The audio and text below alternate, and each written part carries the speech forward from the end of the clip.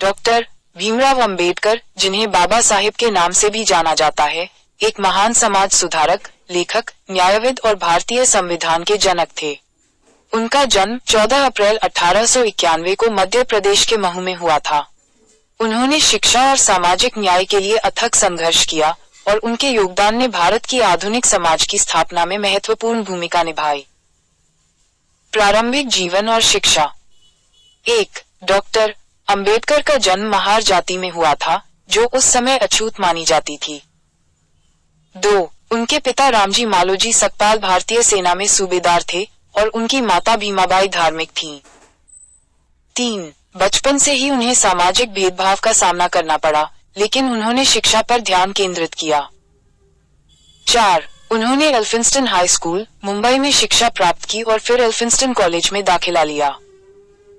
5. बाद में उन्होंने बॉम्बे विश्वविद्यालय से अर्थशास्त्र और राजनीति विज्ञान में डिग्री प्राप्त की और फिर न्यूयॉर्क के कोलंबिया विश्वविद्यालय और लंदन स्कूल ऑफ इकोनॉमिक्स में पढ़ाई की।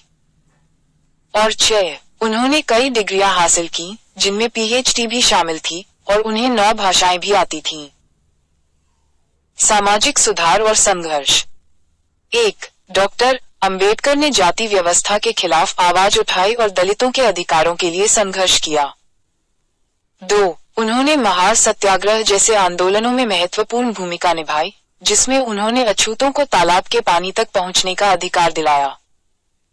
और 3. उन्होंने समाज में भेदभाव के खिलाफ जागरूकता पैदा करने के लिए कई किताबें लिखी, जिनमें जाति का विनाश शामिल है। भारतीय संविधान का निर्माण। भारतीय संविधान सभा के सदस्य के रूप में उन्होंने संविधान के निर्माण में महत्वपूर्ण भूमिका निभाई।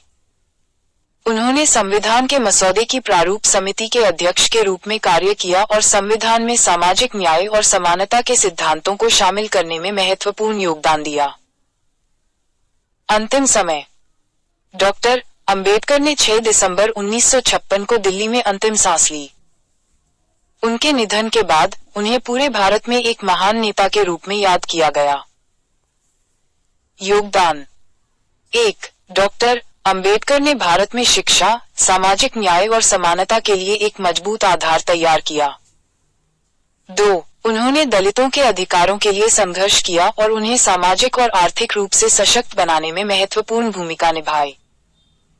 और 3. उनका काम आने वाली पीढ़ियों को प्रेरणा देता है और भारत को एक न्यायपूर्ण और समान समाज बनाने में मदद करता है।